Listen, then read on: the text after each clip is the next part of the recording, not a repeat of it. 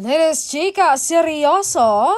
Kiligan at maiyak tayo ng sabay-sabay dahil poring-poring ngayon ng buong online community ang nag-iisang Donnie Pangilinan. Kung naghahanap kayo ng definasyon ng salitang green flag, huwag na kayong lumayo dahil nasa kanya ng lahat ng katangian. Kasi sa kanya, kitang-kita mo na hindi siya kagaya ng iba, ibang klase ang pagmamahal, respeto at pag-aalaga na binibigay niya kay Belle.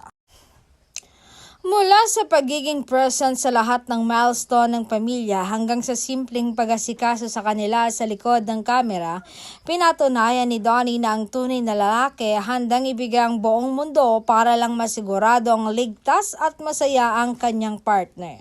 Kaya naman hindi nakakagulat kung bakit umaapaw ang paghanga ng mga netizens sa kanya ngayon sa mundo ng showbiz at social media na puno ng hiwalayan at toxic na issues.